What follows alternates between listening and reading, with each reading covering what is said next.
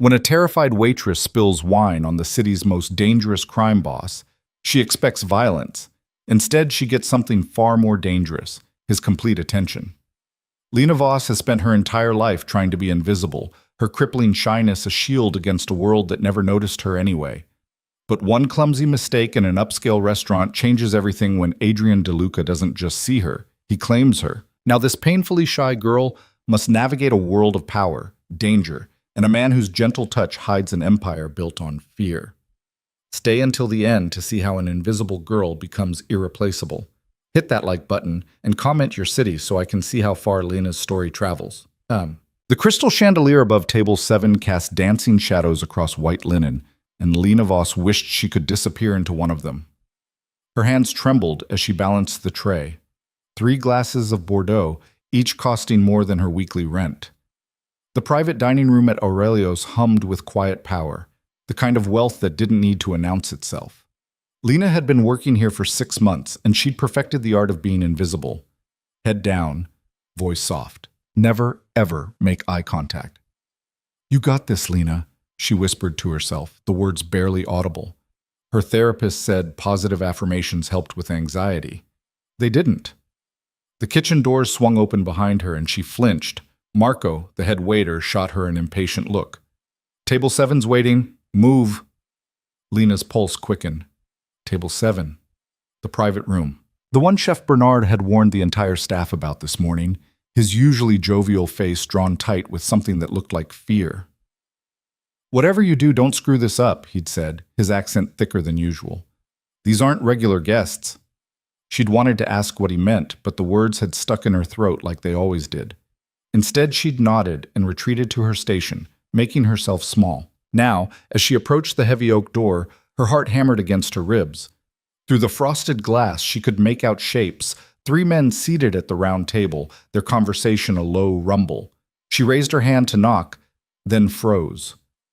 What if they're mean? What if I stutter? What if they— "Lena!" Marco hissed from across the corridor. "Now!" She knocked. Barely. Her knuckles made the softest sound against the wood. "Come in." The voice that answered was deep, precise, and somehow managed to sound both bored and commanding at once. Lena pushed the door open, keeping her eyes fixed on the geometric pattern of the carpet. Cream and gold. Safe. Neutral. Not threatening. "Good evening," she managed, her voice coming out smaller than she'd intended. "Your wine, gentlemen." She moved toward the table, every step carefully measured. Years of being clumsy had taught her to be hyper-aware of her body, to calculate each movement like a chess player anticipating disaster. Left foot, right foot, don't trip, don't drop anything, don't— One of the men shifted in his seat, and Lena's gaze flickered up on instinct. That's when she saw him. He sat directly across from the door, his posture relaxed but somehow predatory, like a panther lounging in the sun. Dark hair swept back from a face that could have been carved from marble, sharp jawline, high cheekbones, and eyes so intensely gray they seemed to cut through the dim lighting. He wore a black suit that probably cost more than her car, and his hands, resting on the table with casual grace, looked like they could break bones or sign million-dollar deals with equal ease. Those gray eyes locked onto hers. Lena's breath caught. Nobody ever really looked at her. People's gazes usually slid past her like she was part of the furniture. But this man, whoever he was, stared at her with such focused intensity that she felt exposed, like he could see every insecurity, every fear, every moment she'd ever wished herself invisible. She tore her eyes away, her cheeks burning. The tray shook in her hands. "Don't look at him. Serve the wine. Get out." "I'll just—" Her voice cracked. She cleared her throat, hating how small she sounded. "I'll just pour for you if that's all right." "It's fine." That voice again. The man with the gray eyes. His tone was even, almost gentle, but it carried an undercurrent of absolute authority. Lena approached the first guest, a heavy-set man with kind eyes and silver hair. She managed to pour his wine without incident, though the bottle clinked against the rim of the glass. He smiled at her. "Thank you, dear." She nodded, not trusting herself to speak, and moved to the second man. Younger, sharp suit, cold expression. He didn't acknowledge her existence, which was somehow comforting. Then came the third glass. His glass. Lena stepped closer, acutely aware of his presence. He smelled like expensive cologne, cedar, and something darker, more complex. She lifted the bottle, willing her hands to stop shaking. "You're new here," he said quietly. The observation was so unexpected that Lena's hands jerked. The wine splashed, not into the glass, but across the pristine white tablecloth, spreading like blood. Oh no, I'm so—" Panic seized her chest. She grabbed for the napkins, knocking the bottle. It tipped, and suddenly everything happened in slow motion. The Bordeaux arced through the air in a perfect crimson stream, heading straight for the man's lap. Lena lunged forward without thinking, her body moving on pure instinct to stop the disaster. Her hands caught the bottle, but her foot caught the table leg. She went down. Strong arms caught her before she hit the floor. One moment she was falling, certain she was about to faceplant into a very expensive carpet and lose her job and probably die of mortification. The next, she was suspended in midair, held against a chest that felt like granite wrapped in silk. "Easy," that voice again. But closer now. Much closer. Warm breath stirred the hair near her ear. "I've got you." Lena couldn't breathe.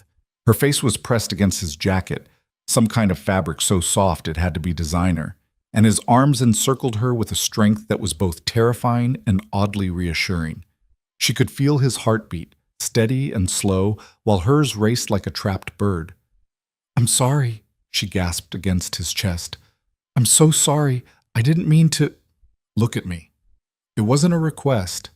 Slowly, trembling, Lena tilted her head back. Those gray eyes were even more intense up close, framed by dark lashes that any woman would envy. There was something in his gaze she couldn't name, surprise, maybe, or curiosity. Whatever it was, it made her feel simultaneously more visible than she'd ever been and more vulnerable. "Are you hurt?" he asked. The question was so gentle, so unexpected that Lena forgot to be terrified for a moment. No, I'm fine. I'm so sorry about your suit. I'll pay for cleaning. My suit is fine." He was still holding her, she realized, still watching her with that unnerving focus. "You're shaking." Of course she was shaking. She'd just assaulted a customer with wine and fallen into his arms like some kind of disaster-prone romance novel heroine. She'd probably be fired before the night was over. Maybe arrested. Did people press charges for wine assault? "I have anxiety," she blurted out, then immediately wanted to take it back. Why had she said that? You didn't tell strangers about your mental health issues. You definitely didn't tell rich, intimidating strangers who looked like they could buy and sell your entire existence. But something shifted in his expression. The intensity didn't fade, but it softened, like he'd just learned something important. "What's your name?" he asked. "Lena." It came out as barely more than a whisper. "Lena Voss." Lena. The way he said it, slow and deliberate, made her name sound like something precious. "I'm Adrian." The older man cleared his throat. "Adrian, perhaps we should—" "Give us a moment, Thomas." Adrian's tone left no room for argument. His eyes never left Lena's face. "Please." Thomas sighed but stood, gesturing for the other man to follow. They left without another word, closing the door behind them. Lena's panic spiked. "I should go. I should really— Can you stand?" Yes, I think so." Adrian helped her upright with the same careful strength he'd used to catch her. Once she was steady, he released her, but he didn't step back. They stood close enough that Lena could see tiny flecks of blue in his gray eyes. "I'm going to lose my job," she whispered, more to herself than to him. "No, you're not." "I spilled wine on you, on your table. Lena." He said her name like a period at the end of a sentence. "Look at me." She was looking at him. She couldn't seem to stop, even though every instinct screamed at her to run. "You're not going to lose your job," he continued, his voice calm and certain. "And you're going to take a breath. Can you do that for me?" It was such a strange request, phrased like a question but delivered like a gentle command. Lena found herself obeying before she'd consciously decided to. She drew in a shaky breath. "Good." Again. Another breath. Her racing heart began to slow. "Better," Adrian said. There was approval in his tone, and something about it made warmth bloom in Lena's chest, chasing away some of the panic. I don't understand, she managed. Why are you being nice to me? His mouth quirked. Not quite a smile, but close. Why wouldn't I be? Because I just ruined your evening. You interrupted a very boring business meeting and gave me an excuse to clear the room. If anything, I should be thanking you. Lena blinked. Was he joking? She couldn't tell.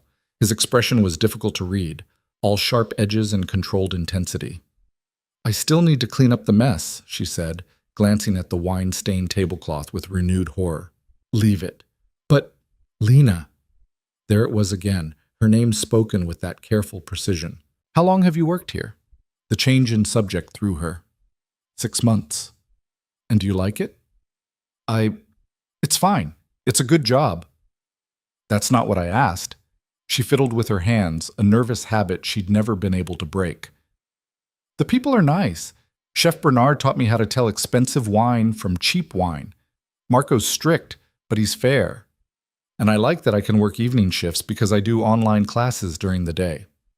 What are you studying? Library science. She said it quietly, expecting the usual reaction, a barely concealed yawn or a polite nod that said how boring.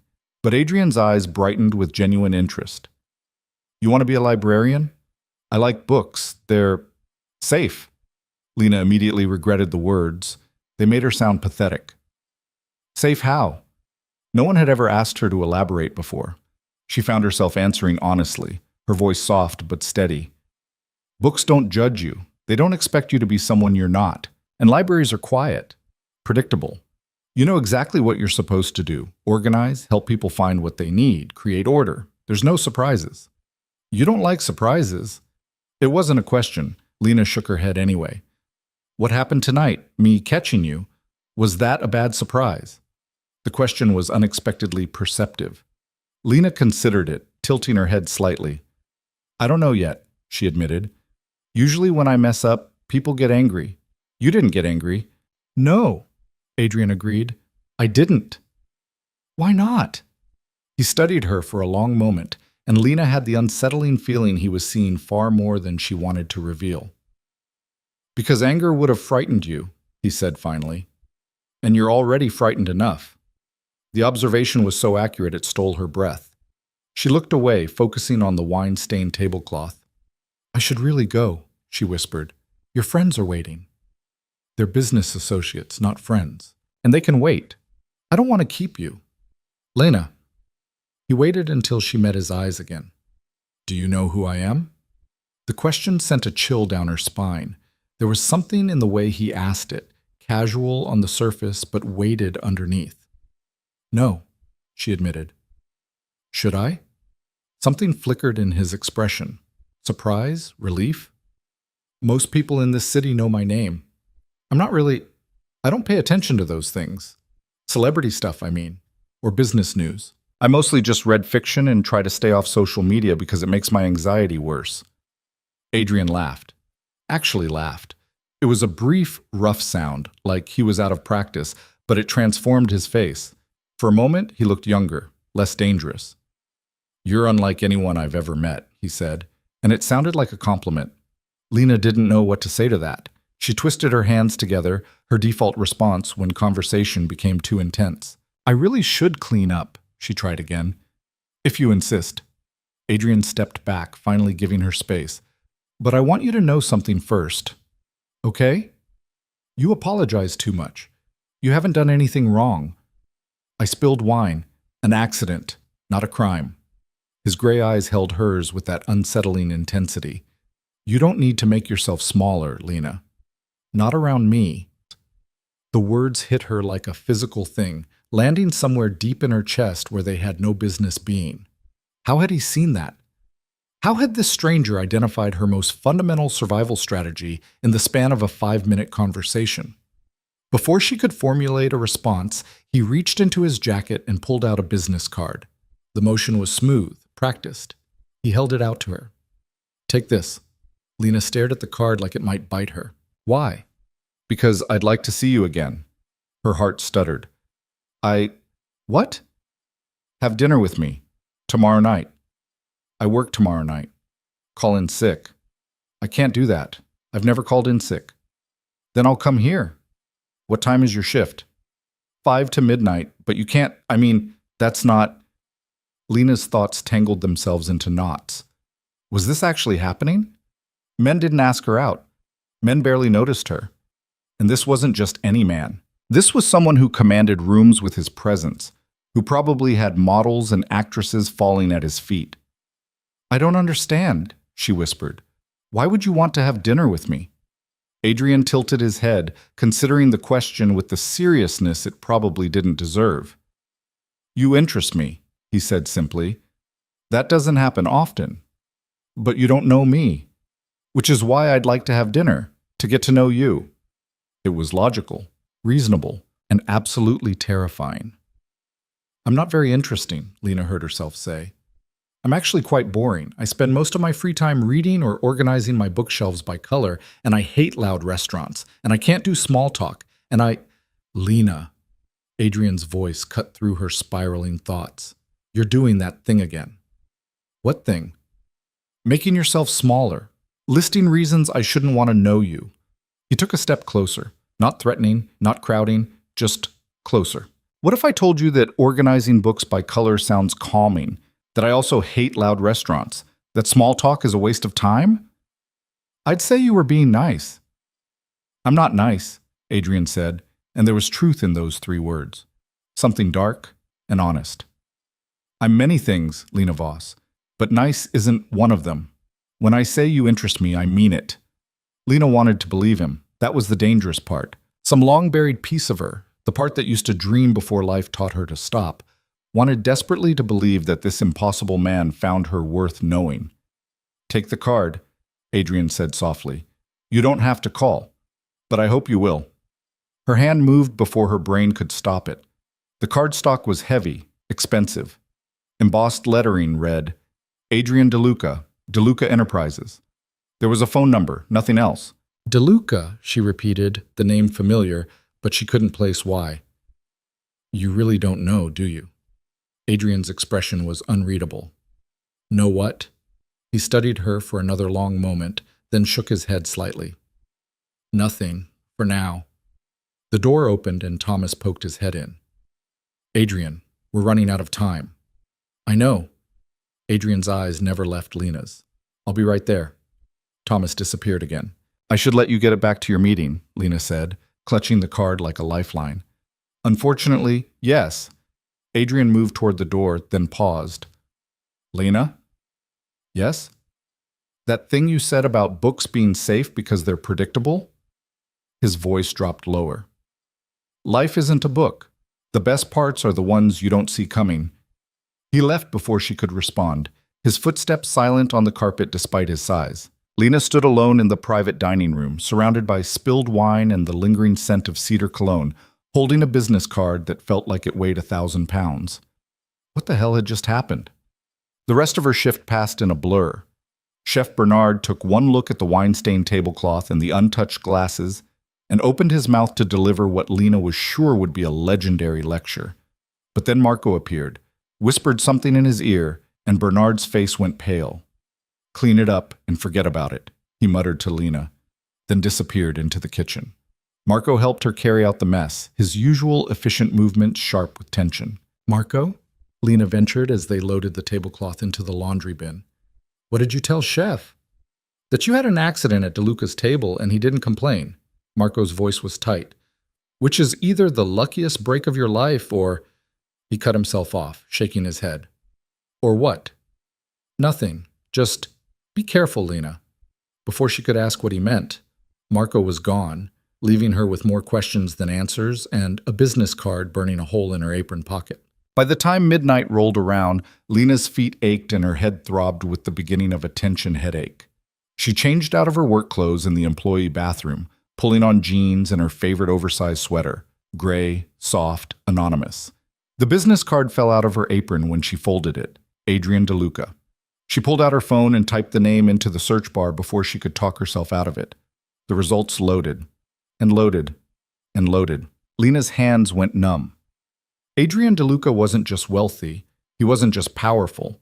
He was the Adrian DeLuca, the man who owned half of the city's real estate, the man whose name appeared in business magazines and society pages, the man whose family had been rumored, always rumored, never proven, to have ties to organized crime dating back 3 generations. There were photos. Adrian in a tuxedo at charity galas, surrounded by beautiful people. Adrian shaking hands with the mayor. Adrian leaving courtrooms with lawyers in expensive suits. Adrian's father, Alessandro DeLuca, who died 5 years ago under circumstances that sparked 6 months of speculation and 3 separate investigations that went nowhere. The man who'd caught her tonight, who'd asked her to dinner like it was the most natural thing in the world, wasn't just out of her league. He was from an entirely different universe. Lena's thumb hovered over the delete button for his contact. One press, and she could pretend tonight never happened. Go back to her safe, invisible life. No complications. No danger. No one who looked at her like she mattered. She closed the browser and pocketed her phone without deleting anything. The walk to the bus stop took 10 minutes. Lena kept her head down, her keys threaded through her fingers the way her mom had taught her. The city at night was beautiful from a distance, all glowing windows and neon signs, but up close, it was darker, harder. She was waiting at the shelter, earbuds in but no music playing, another safety trick, appear occupied but stay alert. When a black car slid to a stop at the curb, the back window lowered. Adrian looked out at her, his expression unreadable. "Get in." Lena's heart jumped into her throat. "What?" "It's late. I'll drive you home." "I take the bus." "Not tonight." It wasn't a suggestion. Every self-preservation instinct Lena possessed screamed at her to refuse. You didn't get into cars with strange men. You definitely didn't get into cars with men who had the word Mafia attached to their family name in every third Google result. But Adrian wasn't a stranger anymore, was he? And something about the way he looked at her, patient, expectant, but not demanding, made her feel like this was a choice, not a trap. "I live in Riverside," she said instead of yes or no. "It's not a nice neighborhood." "I know where you live." That should have been terrifying. Somehow it wasn't. "How?" "Your employee file. I own 40% of Aurelio's." "Oh, right. Of course he did." The driver, a large man in a dark suit who definitely looked like he could break someone in half, got out and opened the rear passenger door. He nodded at Lena politely, like she was someone important instead of a waitress having a very surreal night. "Lena," Adrian's voice drew her attention back to him. "I'm not going to hurt you. I just want to make sure you get home safely." Well, it was the just that did it. Like her safety was simple, straightforward, worth his time. Lena got in the car. The interior smelled like leather and that cedar cologne. Adrian sat on one side, Lena on the other, with enough space between them for another person. The driver closed her door with a soft click and returned to his seat. "Where to?" he asked. Lena gave her address, her voice barely audible even in the quiet car. As they pulled away from the curb, she pressed herself against the door, trying to take up as little space as possible. The tinted windows turned the city into a blur of lights. Inside the car felt like another world entirely. "You looked me up." Adrian's voice was quiet, observational. Lena's cheeks burned. "I'm sorry. I didn't mean to pry. It's smart. I'd be worried if you hadn't." She risked a glance at him. He was watching her with that same focused intensity, but his posture was relaxed, one arm draped across the back of the seat. "Are you scared now?" he asked. "Now that you know who I am?" Lena considered the question honestly. "I should be, shouldn't I?" "Most people are." "Are you trying to scare me?" "No." "Then I'm not scared." It was almost true. The fear was there, but it was mixed with so many other things, confusion, curiosity, and something that felt dangerously like hope. Adrian's mouth curved into something that might have been a smile. "You're a terrible liar." "I know." Lena twisted her hands in her lap. "My therapist says I should work on being more assertive, but I think she means assertive in general, not specifically with men who run criminal empires." The words were out before she could stop them. Lena's eyes went wide with horror. "I didn't mean... I'm sorry, that was... accurate?" Adrian finished. His tone was mild, almost amused. The empire part anyway, though I prefer business interest to criminal, less legally problematic. He was joking. Maybe. Probably. Lena couldn't tell. I don't know how to do this, she admitted quietly. Do what? This. Talk to you. I don't understand why you're interested in me, and I definitely don't understand what I'm doing in your car at midnight. And I keep saying the wrong things because I'm nervous, and when I'm nervous, I either don't talk at all or I can't stop talking, and Lena! Adrian leaned forward slightly, not crowding her space, but closing the distance. Breathe. She did. One shaky breath, then another. Better? She nodded. Now listen to me. You don't have to perform. You don't have to be anything other than what you are. Which is what exactly? I'm still figuring that out. His gray eyes held hers. But I'm interested in learning. The car slowed to a stop outside her building, a 5-story walk-up with peeling paint and a door that stuck. Lena lived on the 3rd floor in a studio that cost too much for what it was, but it was hers. The driver got out to open her door, but Adrian stopped him with a raised hand. He slid across the seat closer to Lena, moving with that predatory grace that should have been frightening. Thank you for the ride, Lena said, reaching for the door handle. Wait. Adrian's hand covered hers on the handle. Large, warm, careful. I meant what I said earlier, about dinner. I know. Will you call me? It was such a simple question, yes or no, but the weight behind it felt enormous. I don't know, Lena whispered honestly. Fair enough. Adrian didn't move his hand. Can I ask you something? Okay. When was the last time someone did something nice for you, just because? The question caught her off guard. Lena thought about it, really thought, and came up empty. I don't remember, she admitted. Something shifted in Adrian's expression, something dark and determined. Then let me start a new pattern, he said softly. Let me take you to dinner, no expectations, no pressure, just a quiet restaurant where we can talk. Why? Because I want to know what makes you smile, what books you organize by color, what you dream about when you let yourself dream. Lena's throat tightened. I'll think about it. That's all I'm asking. Adrian lifted his hand from hers, but slowly, like he regretted the loss of contact. Good night, Lena Voss. Good night.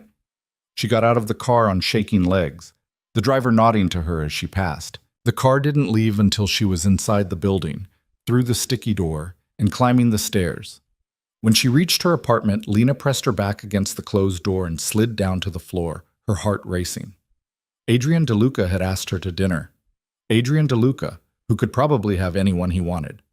Adrian DeLuca, who was dangerous and powerful and looked at her like she was something precious. Lena pulled out her phone and stared at his contact information. One call. That's all it would take. Her thumb hovered over the number. Tomorrow, she decided. She'd decide tomorrow. Tonight, she'd just let herself believe, for a little while, that maybe she wasn't invisible after all. She didn't call. For 3 days, Lena carried Adrian's business card in her pocket like a talisman she was afraid to use. She'd take it out during her morning coffee, run her thumb over the embossed lettering, then tuck it away again. The logic was simple. Men like Adrian DeLuca didn't actually want girls like her. He'd been kind in the moment, maybe even charmed by her awkwardness, but that would fade. It always did. Except on the 4th day, he showed up at Aurelio's. Lena was refilling the bread baskets when Marco appeared at her elbow, his face tight with tension. Table 12, he said quietly. And Lena? Don't mess this up. Her stomach dropped. Who is it? But Marco was already gone, and she knew. Somehow, she knew.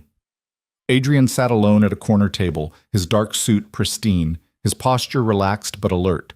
He was reading something on his phone, his expression unreadable. The late afternoon sun slanted through the windows, catching the sharp planes of his face. Lena's hands trembled as she approached, her notepad clutched like a shield.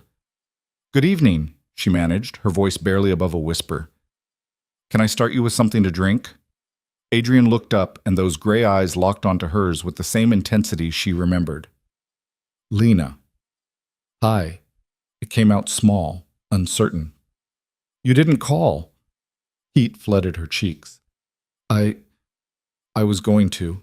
It's fine. He set his phone down, giving her his full attention. I'm here now. Sit. I can't. I'm working. Then I'll wait until your shift ends. He said it like it was the most reasonable thing in the world. Lena glanced around the restaurant. It was the dead zone between lunch and dinner, only 2 other tables occupied. Chef Bernard was in the kitchen. Marco was probably watching from somewhere, but he wouldn't interfere. Not with Adrian DeLuca. Just for a minute, she heard herself say. She slid into the chair across from him, her heart hammering. This close, she could see the faint shadow of stubble along his jaw, the way his hands rested on the table with casual confidence.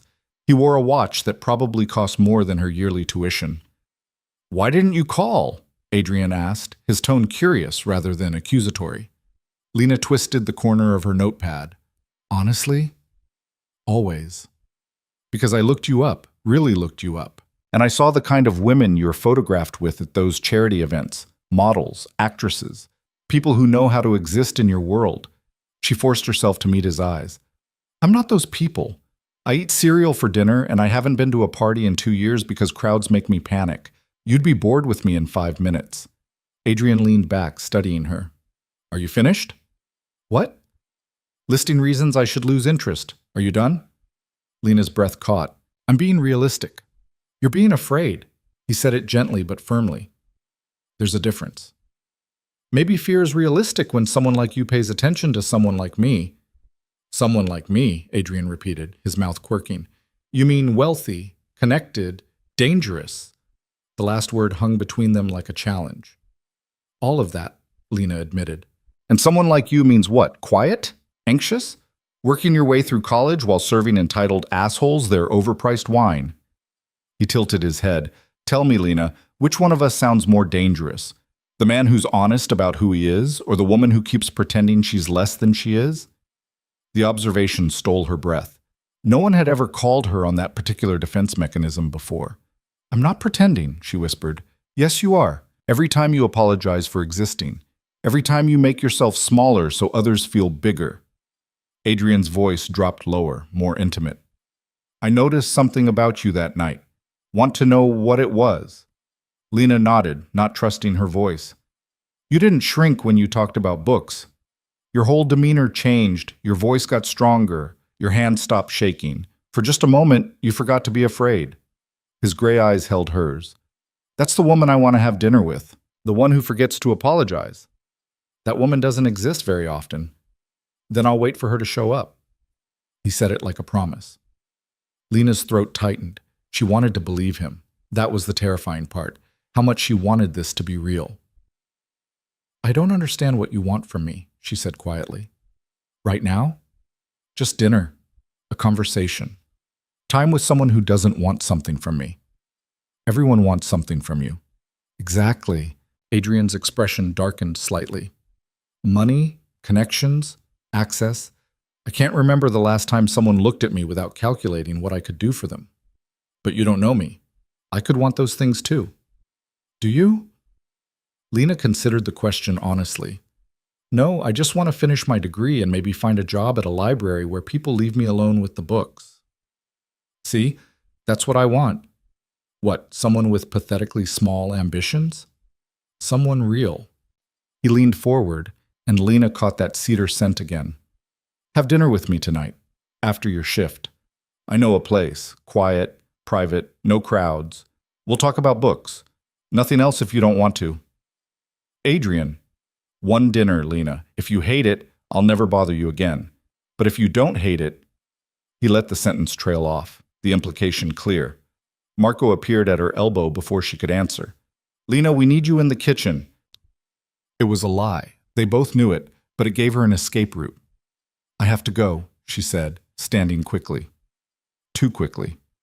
Her chair scraped against the floor. 8 o'clock, Adrian said. "I'll pick you up here." I didn't say yes. You didn't say no either. Lena fled to the kitchen, her pulse racing. Chef Bernard looked up from his prep station, took one look at her face, and shook his head. "Whatever that man wants, Petit Oiseau, be careful. Men like him don't play small games. He just wants dinner." "No, he wants you. The dinner is just the beginning." Bernard's expression was grave. "I've lived in this city a long time. I know the DeLuca family. They take what they want, and they don't let go. That sounds like a warning. It is. Bernard wiped his hands on his apron. But also advice. If you're going to dance with a wolf, Lena, don't pretend he's a dog. Know what he is. Respect the teeth.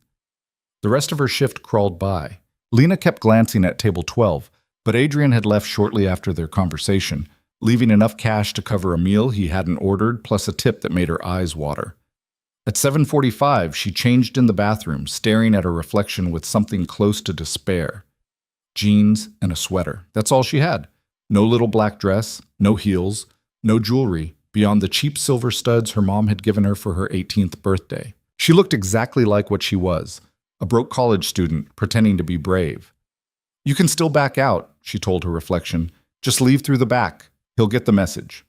But at 8 o'clock, when the black car pulled up outside Aurelio's, Lena walked out the front door. The same driver from before, she'd learned his name was Marcus, nodded to her politely and opened the door. Adrian sat in the back, looking unfairly good in casual clothes. Dark jeans, black button-down, no tie. It should have made him seem more approachable, but somehow it just highlighted the coiled strength in his frame. "You came," he said as she slid in beside him. "I'm either very brave or very stupid. I haven't decided which.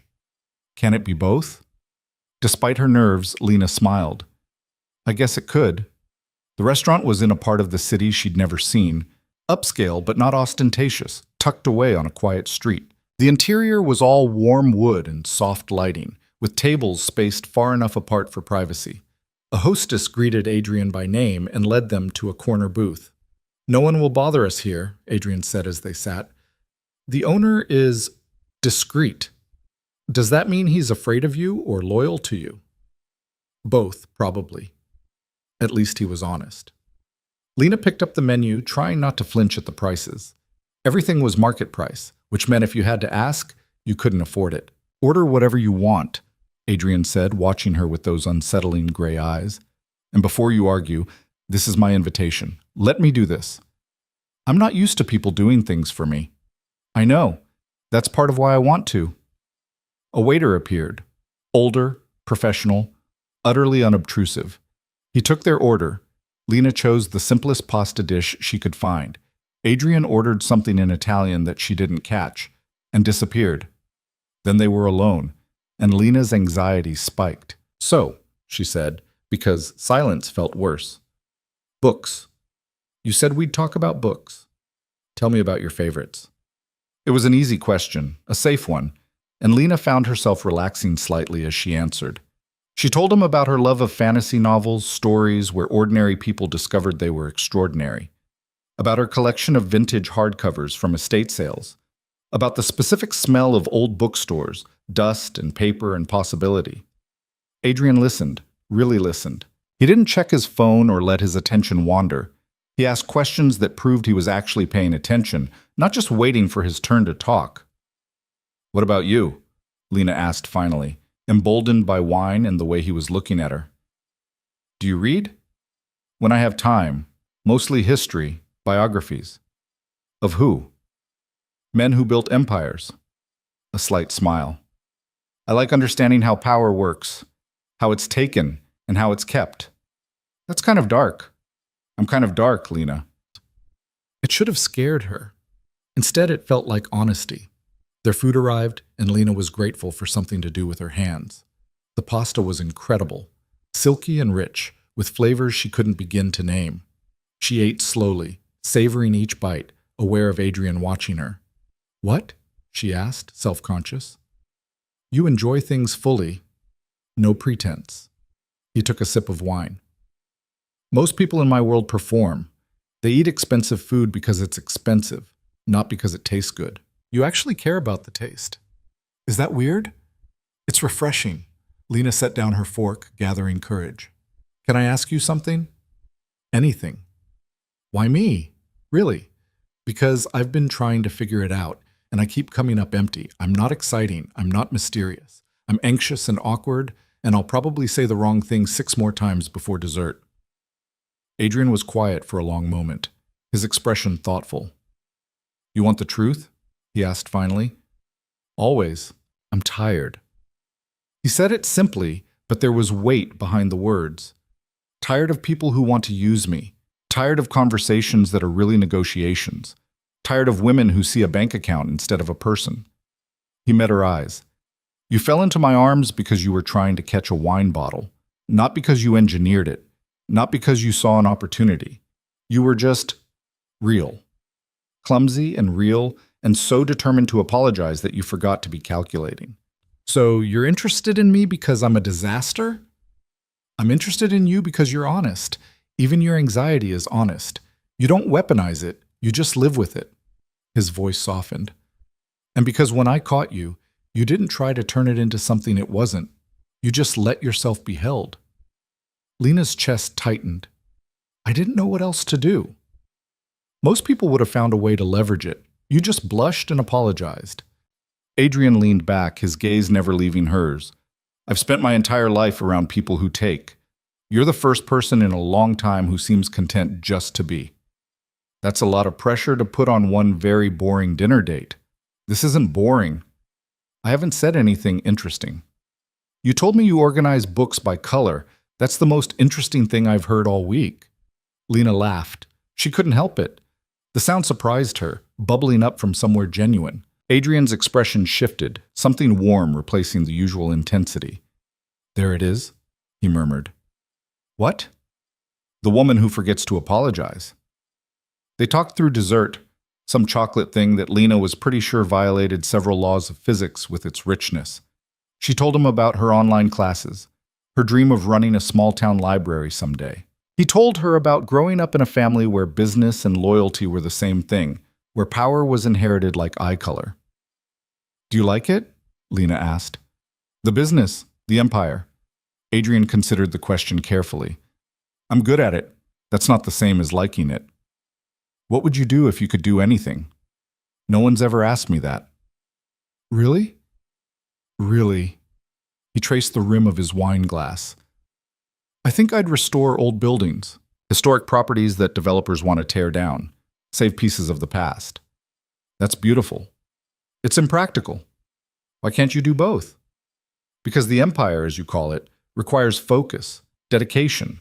There's no room for hobbies when you're responsible for... He trailed off, something dark crossing his face.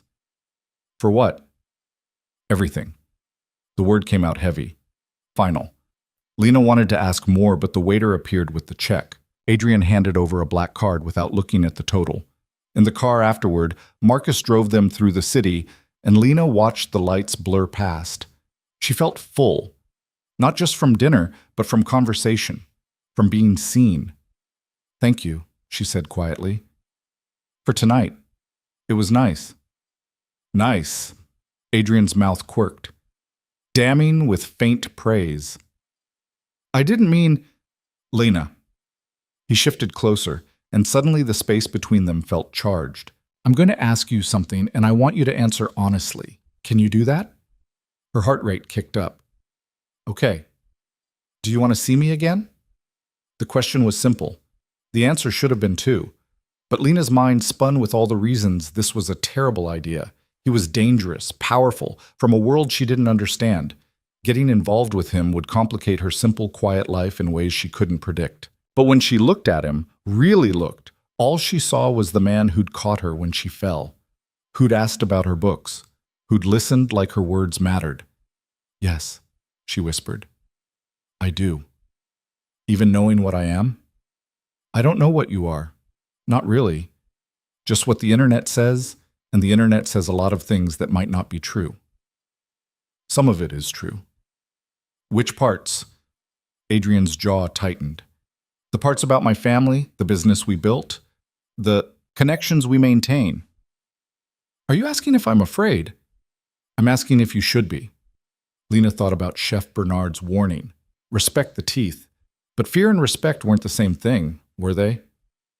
I'm always afraid, she admitted, of everything. New places, new people, phone calls, crowds.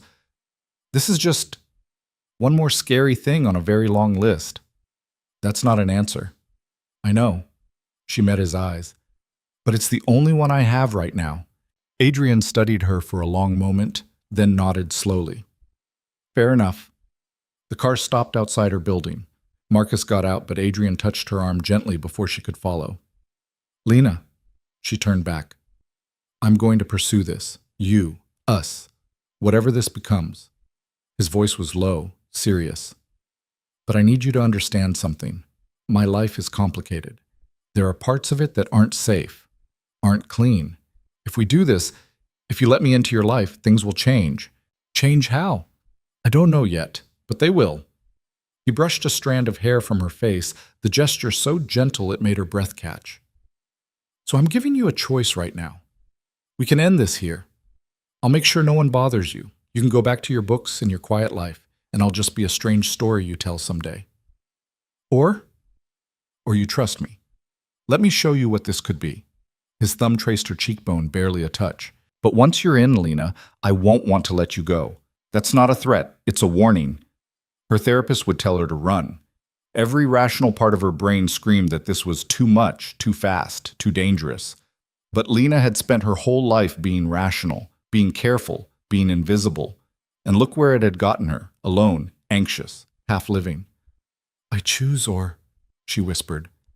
Something fierce and possessive flashed in Adrian's eyes. You're sure?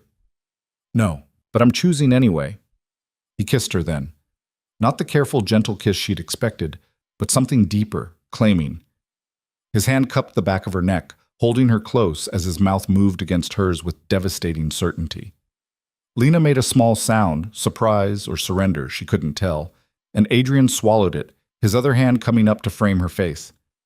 When he finally pulled back, Lena couldn't breathe, couldn't think, could only stare at him with wide eyes and swollen lips. Go inside, Adrian said, his voice rough, before I change my mind about being a gentleman. Lena stumbled out of the car on shaking legs. Marcus waited by the door, professional as always, giving nothing away. She made it into the building, up the stairs, into her apartment before her knees gave out.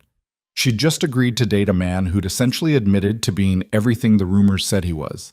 She'd just been kissed like she was something precious and dangerous all at once. She'd just chosen chaos over safety. And the terrifying part? She didn't regret it. Her phone buzzed. A text from an unknown number. Sleep well, Lena. Tomorrow, I'll show you my world. She should have been afraid. Should have second-guessed everything. Instead, she saved his number and fell asleep thinking about the way he'd said her name. Like it meant something. Like she meant something. For the first time in years, Lena Voss felt genuinely, dangerously alive. Adrian's world turned out to be a penthouse that occupied the entire top floor of a building Lena had walked past 100 times without ever imagining what existed beyond the marble lobby. Marcus drove them there the next evening, after Lena had spent the day oscillating between excitement and terror, changing her outfit 4 times before settling on the same jeans and sweater because nothing else felt right. The elevator required a key card. It opened directly into Adrian's apartment. Oh, Lena breathed, stepping into a space that was all floor-to-ceiling windows and clean lines. The city sprawled below them, lights glittering like scattered diamonds. This is too much? Adrian appeared beside her, his hand finding the small of her back. I was going to say beautiful. She moved toward the windows, drawn by the view. You can see everything from up here. That's the point. He stood close enough that she could feel his warmth. I like knowing what's happening in my city. Your city, Lena repeated softly. That's how you think of it? That's how it is. No arrogance in his tone, just fact.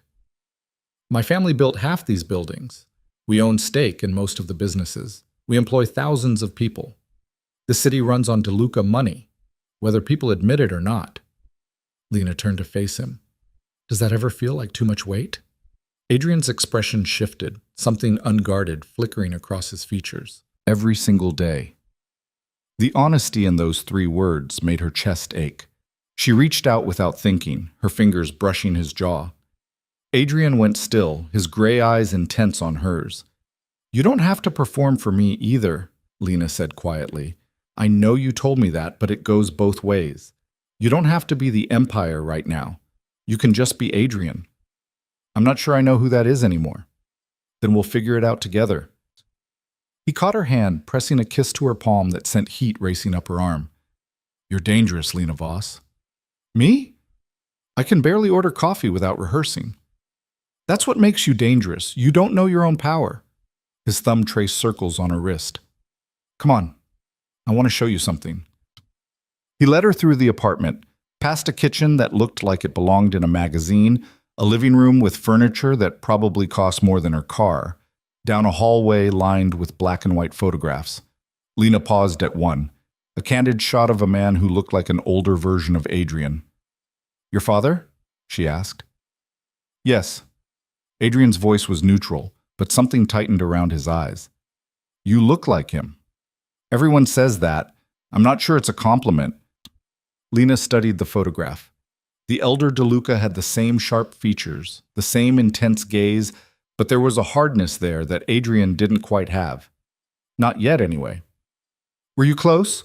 She ventured. He died 5 years ago. Adrian moved past the photograph, ending that particular conversation.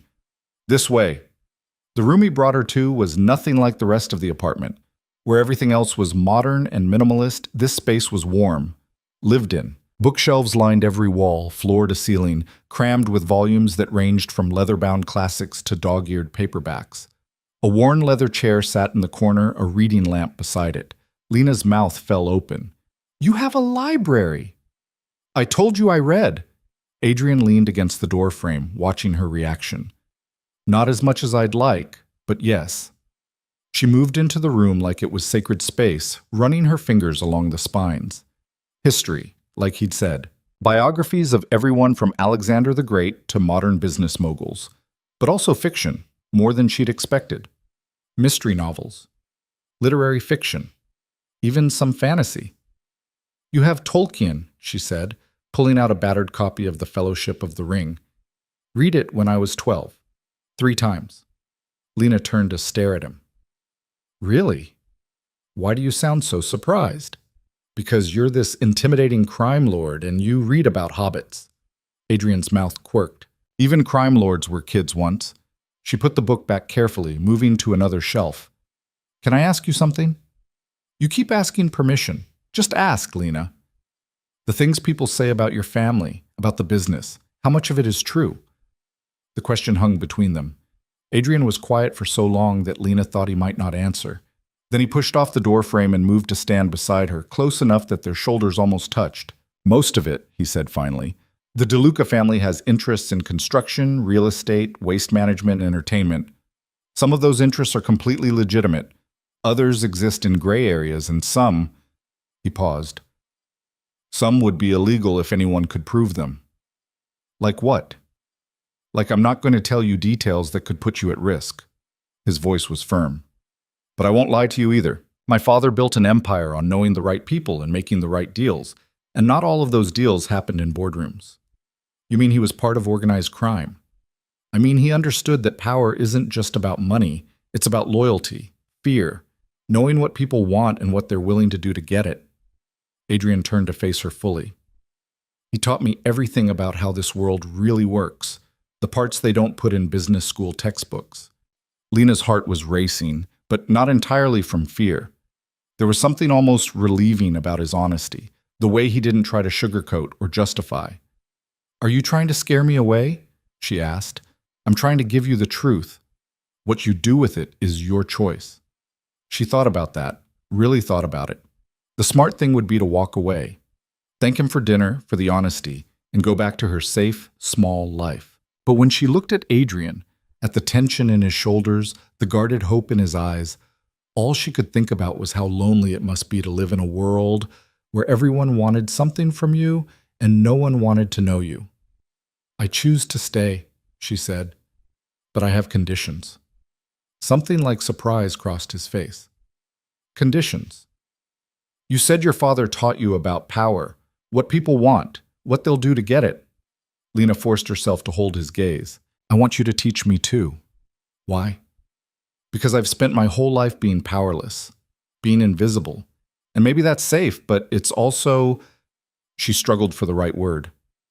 Empty. I want to understand how your world works, not so I can use it, but so I'm not completely lost in it. Adrian studied her for a long moment, his expression unreadable. Then, slowly, he nodded. All right, but we start small. He moved to the bookshelf, pulling out a slim volume. Read this first. It's about negotiation. How to recognize what people really want versus what they say they want. Lena took the book. The Art of Reading People, the cover read. This is your idea of small?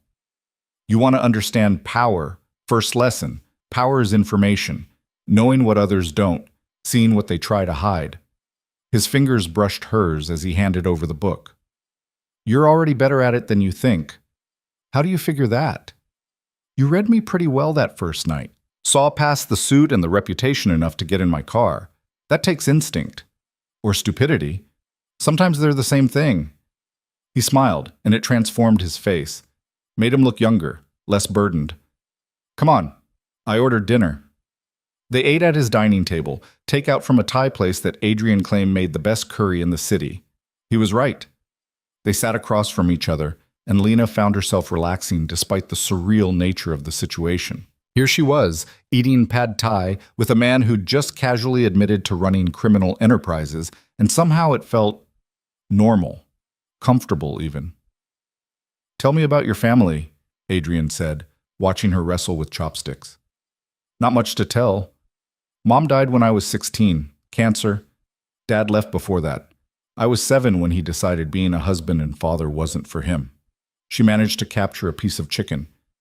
It's just me now. I have an aunt in Colorado, but we're not close. That's why you're so self-sufficient.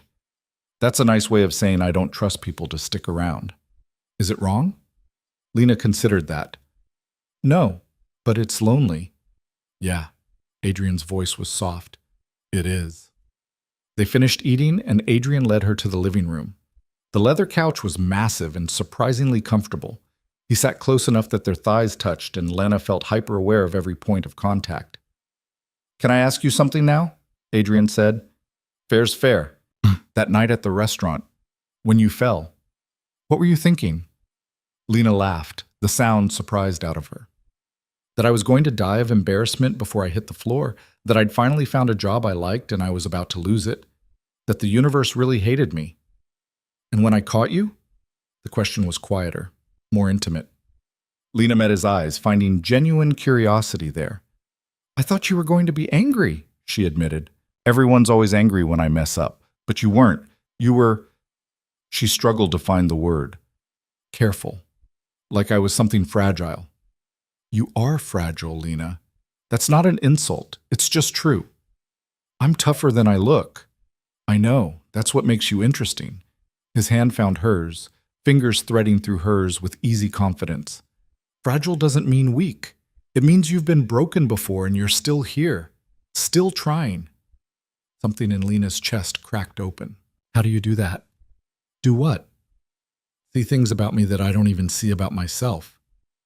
I pay attention. He lifted her hand, studying it like it held answers. You have small scars on your knuckles. From cooking, I'm guessing. You bite your thumbnail when you're nervous. You apologize before you ask for things you have every right to have. You're left-handed, but you try to use your right hand for most things because someone probably told you it was wrong. Should I keep going? Lena's throat tightened. You noticed all that? I notice everything about you. His gray eyes locked on hers. It's becoming a problem. Why is it a problem? Because I can't stop thinking about you. Can't focus on business. Can't sleep without wondering what you're doing. If you're safe. If you're thinking about me too. His thumb traced her wrist. Thomas thinks I'm losing my mind. Thomas is the older man from that first night? My second in command. Known him my whole life. He's convinced you're either a distraction I can't afford or a trap being set by my enemies. Fear spiked through her. Enemies? Relax. You're not a trap. You're too genuine for that. Adrian's expression darkened. But the enemies part is real. I have people who'd love nothing more than to see me fall. And anyone close to me becomes a target. Is that why you're telling me all this, to scare me away?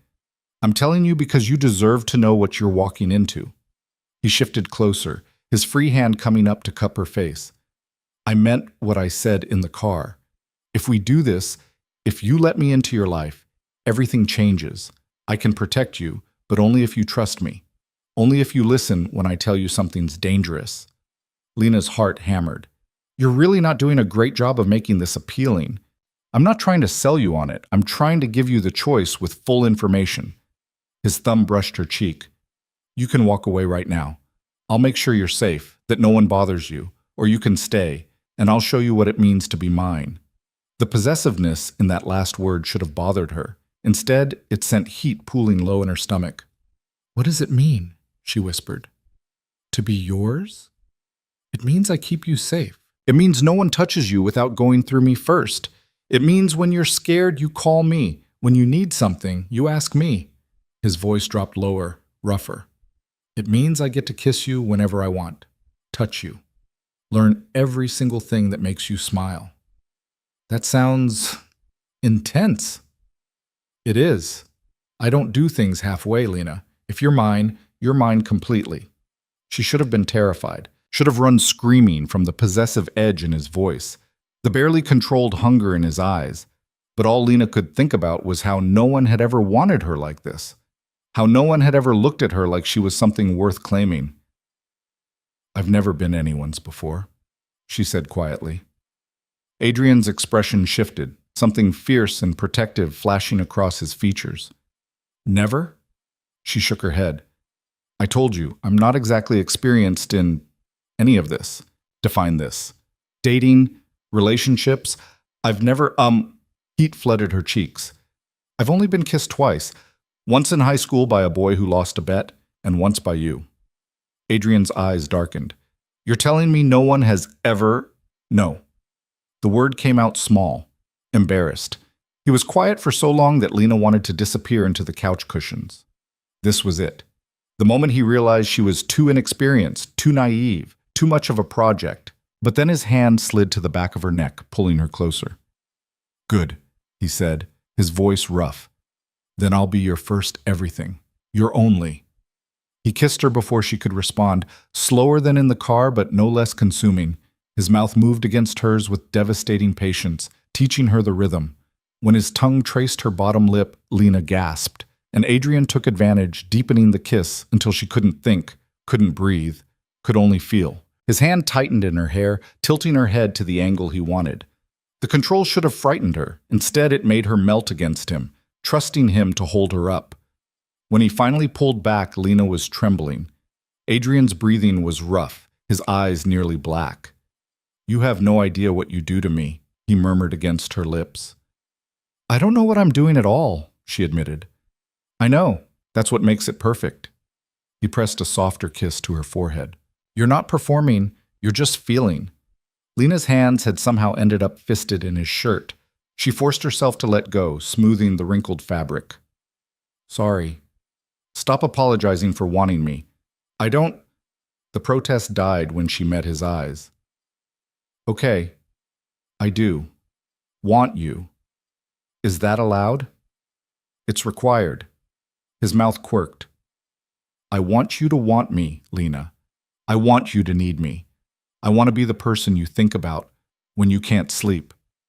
You already are. The admission slipped out before she could stop it. Adrian's eyes flared with something possessive and pleased. Yeah? His hand slid down her spine, settling at the small of her back.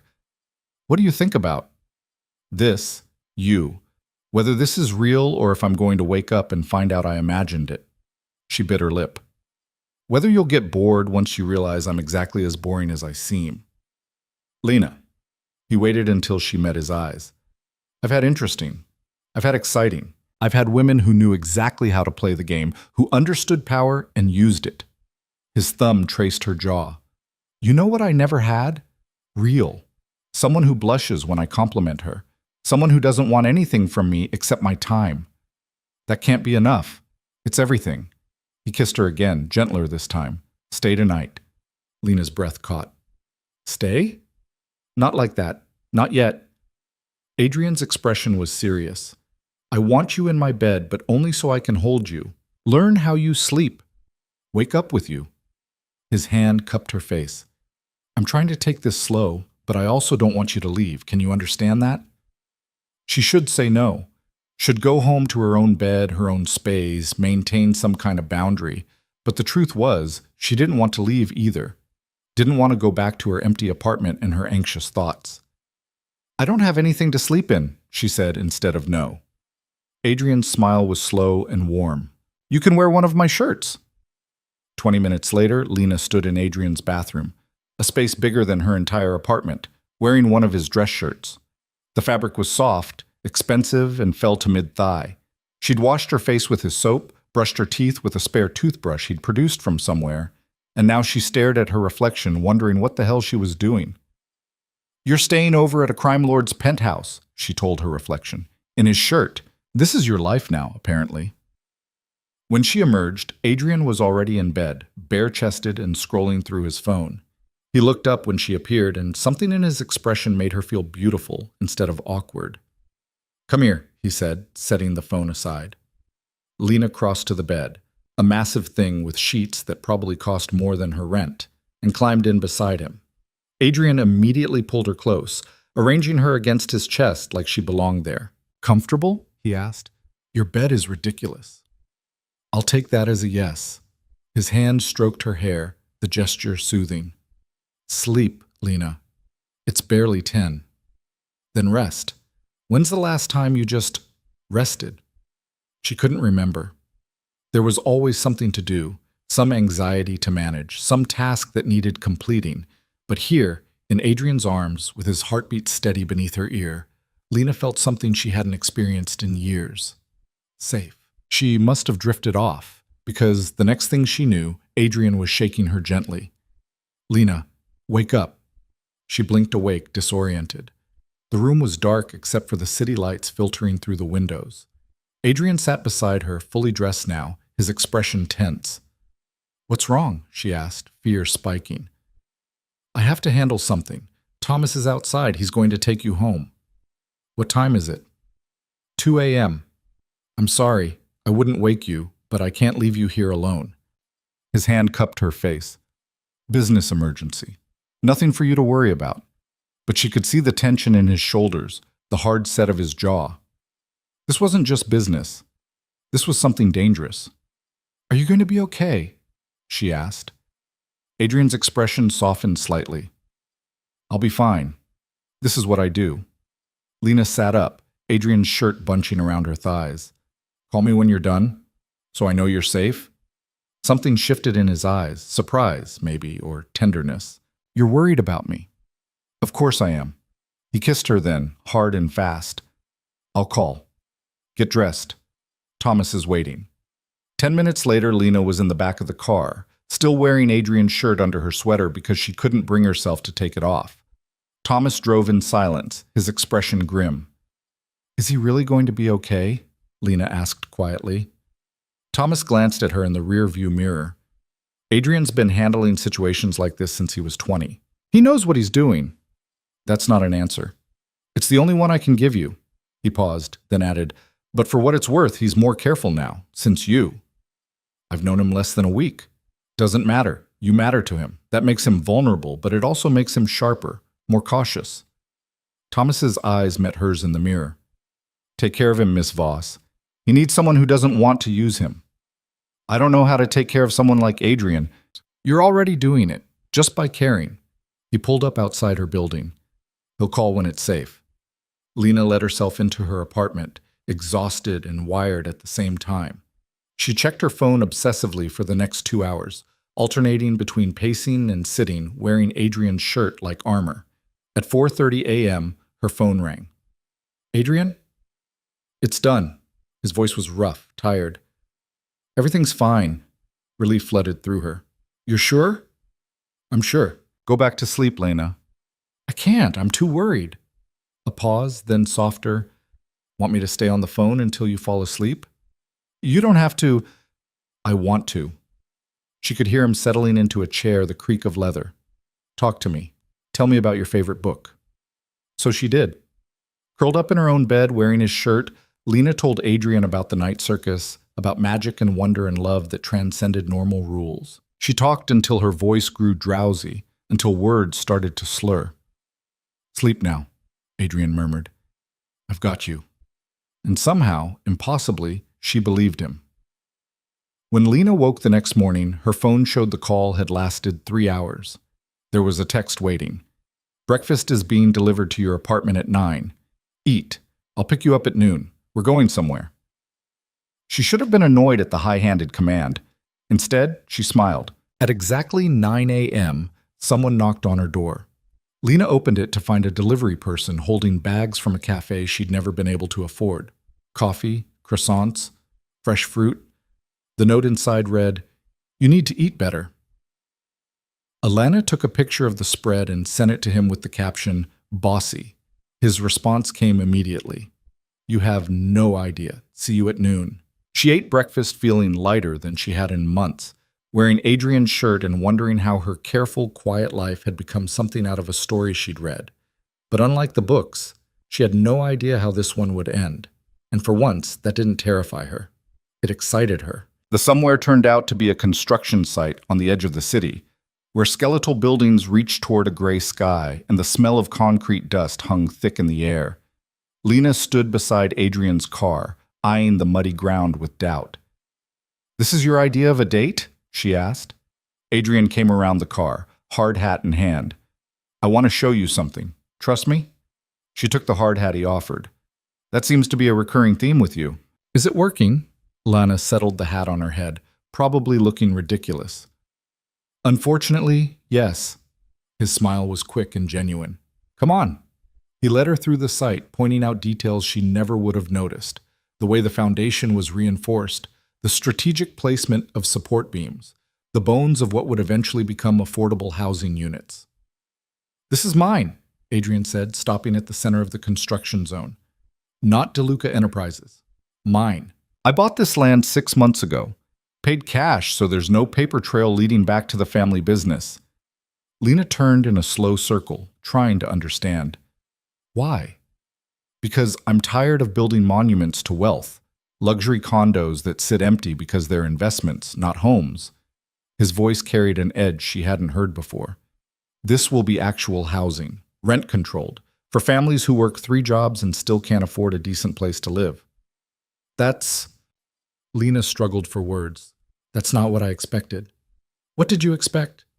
"I don't know. Something more... empire building?" Adrian's expression darkened. "I've built enough empire. This is something else, something clean." Lena watched him as he surveyed the construction, seeing past the hard edges to something softer underneath. Something that maybe wanted redemption, even if he'd never used that word. "Your father wouldn't approve," she said quietly. "My father's dead." Adrian's voice was flat.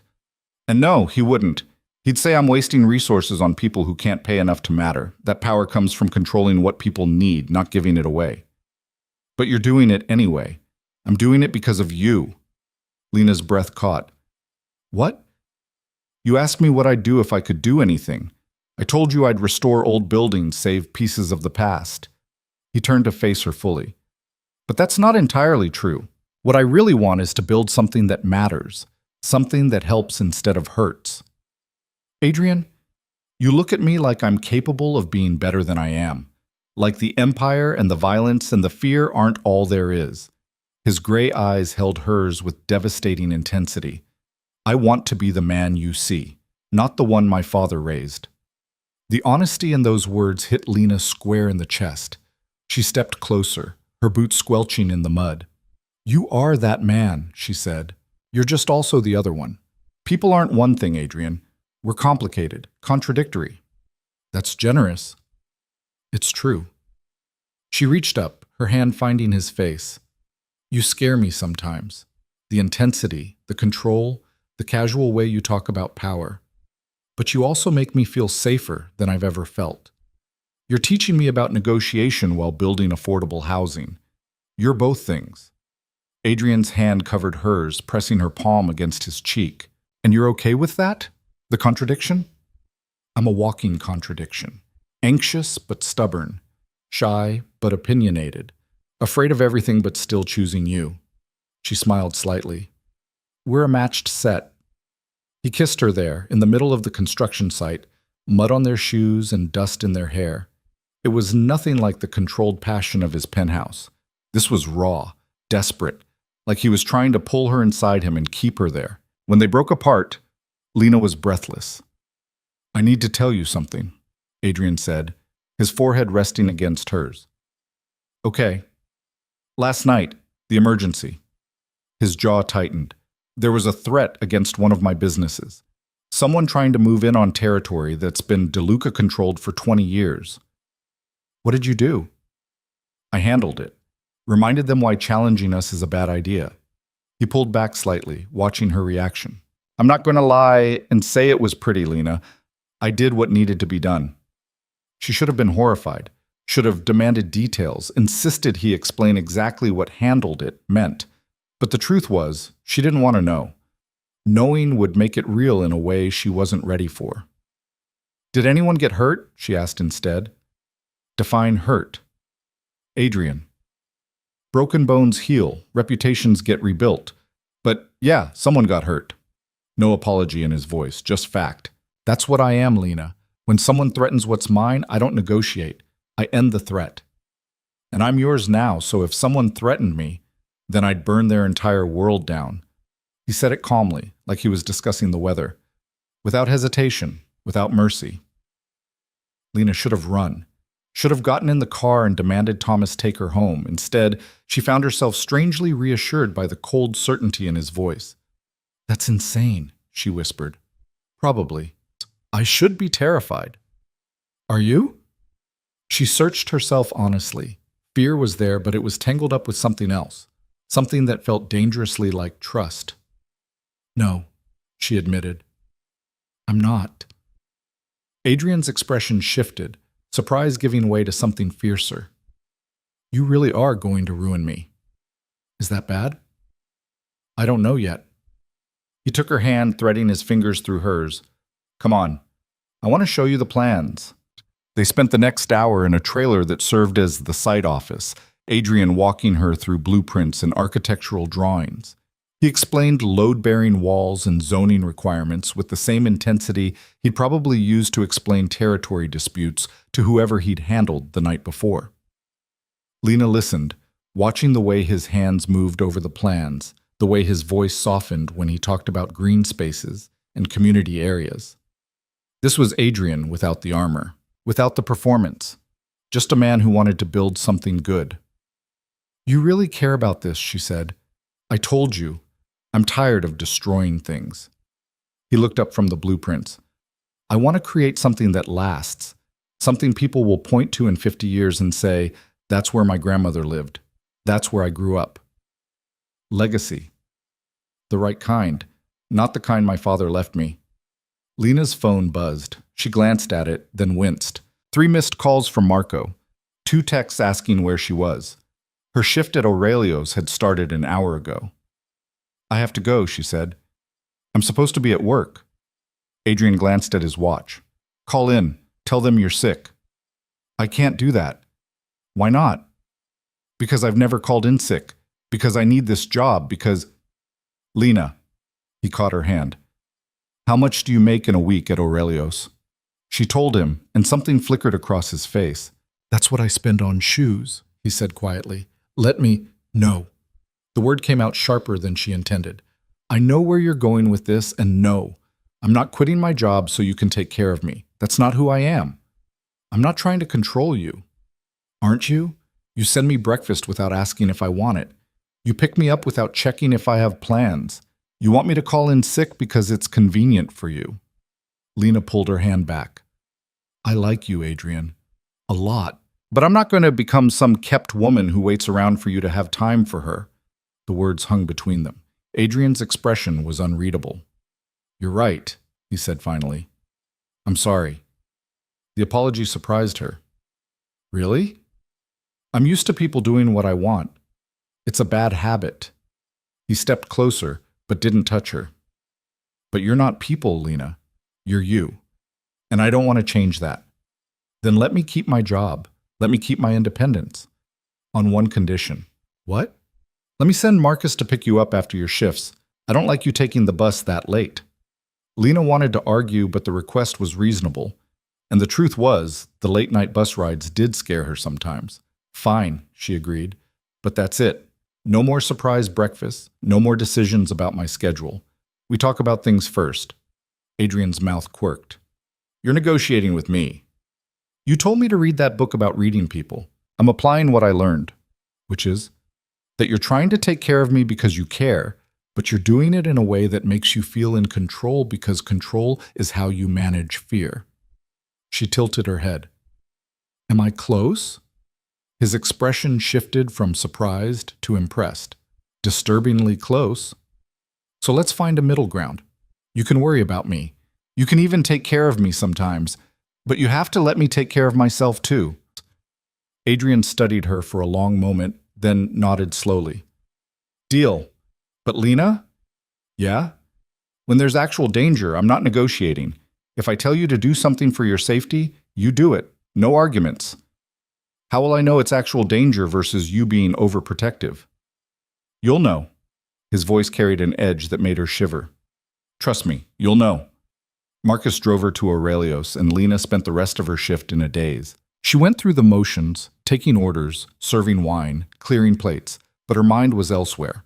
On construction sites and broken bones, on a man who built affordable housing with one hand and threatened his enemies with the other. Chef Bernard cornered her during a lull, his expression grave. You're in deep with him now, oui? Lena didn't bother denying it. Yes. Be careful, petit oiseau. Men like DeLuca, they consume. They don't mean to, but they can't help it. It's in their nature. Maybe I want to be consumed. Bernard's eyes widened. That's not the scared little mouse I hired 6 months ago talking. No, Lena agreed. It's not. Because something was shifting inside her. The woman who'd spent her whole life apologizing for existing was learning to take up space, learning that being seen wasn't the same as being vulnerable, that fear and courage could coexist. Her shift ended at midnight. True to his word, Marcus was waiting outside. Miss Voss, he greeted her with his usual professional courtesy. Marcus, can I ask you something? Of course. How long have you worked for Adrian? Since he was 17. I was his father's driver first. So you've seen him. Grow up. Change. Marcus pulled into traffic, his expression thoughtful. I've seen him survive. There's a difference. What do you mean? Adrian's father was a hard man, brilliant, ruthless, demanding. He raised Adrian to take over the empire, and that kind of training, Marcus paused. It leaves marks. Adrian learned early that showing weakness got you killed, that trust was a liability, that love was something to be controlled, not felt. Lena's chest tightened. That's awful. It made him strong, capable, but it also made him lonely. Marcus glanced at her in the rearview mirror. You're the first person I've seen him drop his guard around in years, maybe ever. That's a lot of pressure. It's also a gift, don't waste it. He dropped her at her building, and Lena climbed the stairs feeling the weight of Marcus's words. Inside her apartment, she found another delivery waiting, a box with a note. I know I said no more surprises, but this was ordered before our conversation. Forgive me? Inside was the most beautiful coat Lena had ever seen. Warm, practical, expensive. The kind of thing she'd never buy herself but desperately needed as winter approached. She called him immediately. You're impossible, she said when he answered. You're wearing it. Not a question. How did you know my size? I pay attention, remember? She could hear the smile in his voice. And before you argue, this was about need, not control. Your coat has a broken zipper, and you're too stubborn to replace it. Lena looked down at her old coat, tossed over a chair. The zipper had been broken for weeks. Thank you, she said quietly. It's beautiful. You're welcome. Now get some sleep. I'm picking you up tomorrow at 10. For what? A surprise. And before you protest, this is the good kind. The kind you'll actually enjoy. How do you know what I'll enjoy? Lena. His voice dropped to that intimate register that made her shiver. I'm making it my mission to know everything that makes you smile. Trust me on this. She did. That was the terrifying part. The next morning, Adrian picked her up in a different car. Something sleek and fast that probably violated several traffic laws, just sitting still.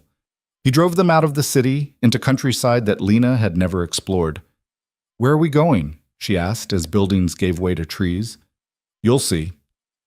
An hour later, they pulled up to a massive estate. The main house was beautiful in a faded way, the kind of place that had seen better days but still held echoes of grandeur. "What is this?" Lena asked as they got out. "A project. I bought it 6 months ago. The previous owner died without heirs, and it was going to be demolished." Adrian took her hand, leading her toward the house. But it was built in 1887, original woodwork, hand-carved banisters, history in every board. "You're restoring it." "I'm going to, or at least I'm going to try." He opened the front door, and Lena gasped. The interior was a disaster: water-damaged walls, rotting floors, broken windows. But underneath the decay, she could see the beauty: high ceilings with ornate molding, a grand staircase that swept upward, stained glass that caught the morning light. "It's incredible," she breathed. "It's a mess, but it could be something." Adrian watched her carefully. "I want your help." My help?" "Adrian, I don't know anything about restoration. You know about preserving things, making sure they're not forgotten." He gestured to the library, a room with built-in shelves reaching to the ceiling, empty now but full of potential. This could be a real library someday, open to the public, a place where people can come and just exist. No judgment, no fear. Lena's throat tightened. "You're serious?" "Completely. I'll handle the restoration, the structural work, but I need someone who understands what makes a library feel safe, what makes people want to stay." His hand found hers. "I need you." She looked around the ruined library, seeing not what it was, but what it could be. Comfortable chairs, good lighting, shelves organized with care, a place where shy, anxious people could hide from the world without being alone. "I don't know if I can do this," she admitted. "Yes, you can. You just have to trust yourself the way I trust you." Something in Lena's chest cracked open. This man, this dangerous, powerful man, was offering her a dream she hadn't even known she had. A chance to create something beautiful, something that mattered. "Okay," she whispered. "I'll help." Adrian's smile was brilliant. "Yeah?" "Yeah, but I have conditions." "Of course you do." He looked amused. "Let's hear them." "I want input on every decision, not just the library, but the whole restoration. I want to learn the process, understand why we're making each choice." "Done." "And I want this to be accessible, not just physically, but financially. If we're building a library, it should be free, open to everyone." "Also done." "What else?" Lena bit her lip. "I want credit, my name on the project, not hiding in the background." Adrian's expression shifted, something fierce and proud flickering across his features. "Lena Voss and Adrian DeLuca, partners." "Partners?" she agreed. He pulled her close, kissing her with a thoroughness that left her dizzy. When he finally pulled back, they were both breathing hard. "I want to show you something else," he said, his voice rough. He led her upstairs, carefully avoiding the worst of the damage, to a room at the back of the house. Floor-to-ceiling windows overlooked what had once been gardens, now overgrown but still beautiful in their wildness. "I'm going to restore this room first," Adrian said. "Make it livable while the rest of the work happens." "Why this room?" "Because it has the best light, the best view." He turned to face her. "And because I want somewhere I can bring you, somewhere that's just ours, away from the city and the empire and everything else." Lena's heart hammered. "Adrian, I know it's fast. I know we've barely known each other 2 weeks. But I can't remember the last time I wanted something this badly." His hands framed her face. "I want mornings here with you. Want to wake up and see you in this light. Want to build something with you that's separate from everything else." "You're talking about a future." "I'm talking about our future. No hesitation, no doubt. If you want it." Lena thought about her careful, quiet life, her studio apartment and her anxiety and her small, safe dreams. Then she thought about construction sites and restoration projects, about a man who saw her and didn't look away, about becoming someone who took up space instead of apologizing for it. "I want it," she said. "I'm terrified, but I want it." Adrian's kiss was different this time, slower, deeper, a promise instead of a question. They spent the rest of the day exploring the estate, making plans. Adrian explained the restoration timeline, the permits needed, the contractors he'd already vetted. Lena took notes on her phone, already thinking about library organization systems and reading nooks. On the drive back to the city, Lena felt something she hadn't experienced in years. Hope. Not the careful, guarded kind, but real hope. The kind that believed in futures and possibilities and dreams that might actually come true. "Thank you," she said quietly. Adrian glanced at her. "For what?" "For seeing me. For making me believe I'm worth seeing." His hand found hers, squeezed. "You've always been worth seeing, Lena. You just needed someone to prove it." That night, back in Adrian's penthouse, they lay in his massive bed talking until dawn. About the estate. About their pasts. About the future they were building together. And when Lena finally fell asleep, wrapped in Adrian's arms, she didn't dream of being invisible. She dreamed of libraries and light, and a man who'd chosen her out of everyone he could have had. She dreamed of being enough. But outside Adrian's windows, the city sprawled in darkness. And in that darkness, enemies were gathering. People who saw Adrian's distraction as weakness, who saw Lena as a vulnerability to exploit.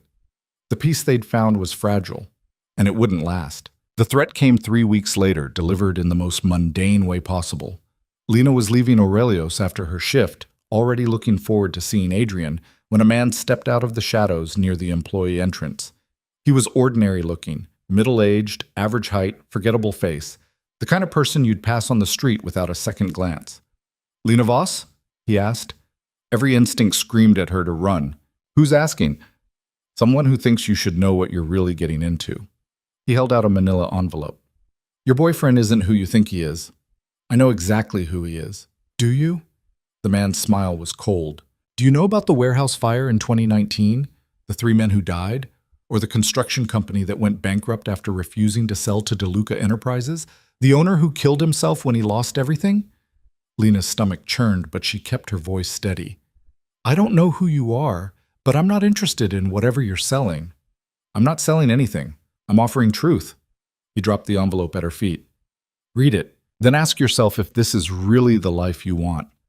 He walked away before she could respond, disappearing into the night like he'd never been there at all. Lena stared at the envelope, her hands shaking. She should leave it, should call Adrian, tell him what happened, let him handle it. Instead, she picked it up.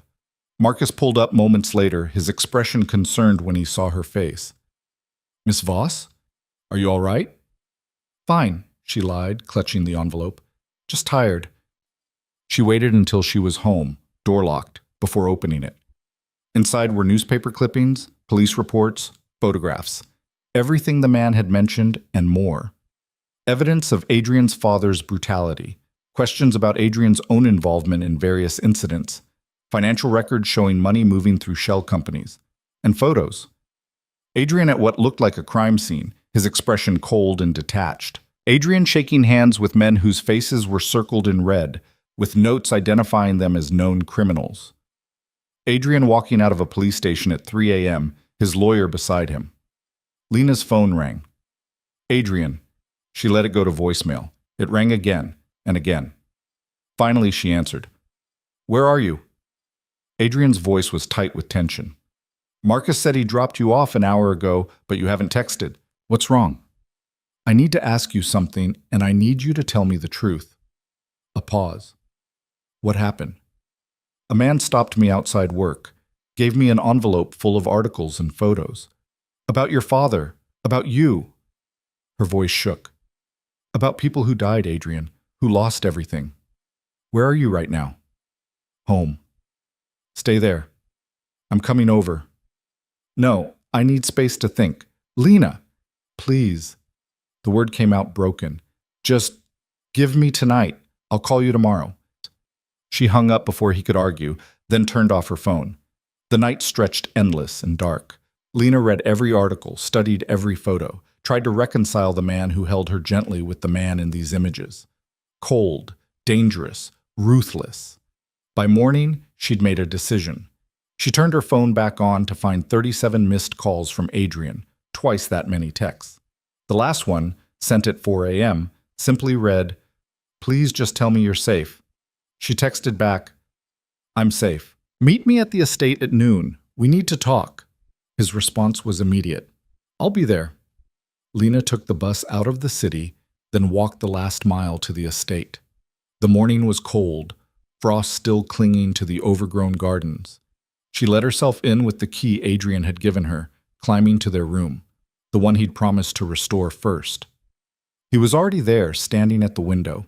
He looked like he hadn't slept, his hair disheveled, his jaw dark with stubble. When he turned and saw her, the relief in his expression was almost painful. "Lena, don't!" She held up a hand, keeping distance between them. "I need you to answer some questions. Really answer them. Not the sanitized version. Not the version you think I can handle. The truth." Adrian's jaw tightened, but he nodded. "All right. The warehouse fire. 2019. 3 men died. Were you involved?" "Yes." No hesitation. No attempt to soften it. "They were stealing from us. Skimming product and selling it to our competitors. My father wanted them dead. I argued for a different solution, cutting them out, blacklisting them. He overruled me. I didn't set the fire, but I knew it was going to happen. I could have stopped it, and I didn't. The honesty was worse than a lie would have been." Lena's hand shook. "The construction company owner, the one who killed himself." "Gerald Morrison. He owned a small operation. Good man. Honest." Adrian's voice was flat. "My father wanted his contracts. Made him an offer. Morrison refused. So my father destroyed him, undercut his bids, bribed inspectors to find violations that didn't exist, spread rumors about shoddy work. Within 6 months, Morrison had lost everything. He put a gun in his mouth rather than watch his life's work crumble." "And you?" "I was 22, still learning the business, still believing my father knew best." Adrian's eyes were dark with old pain. "I could have stopped it. Should have. But I was too much of a coward. Stop calling yourself a coward. You were young. That's not an excuse. I knew what was happening. I watched it happen." He took a step toward her. "You want to know who I am, Lena? Really know? I'm someone who's done terrible things, who's stood by while terrible things happened, who's hurt people to protect what's mine." "Are you still doing those things?" "Some of them. The world I operate in doesn't allow for clean hands." He met her eyes.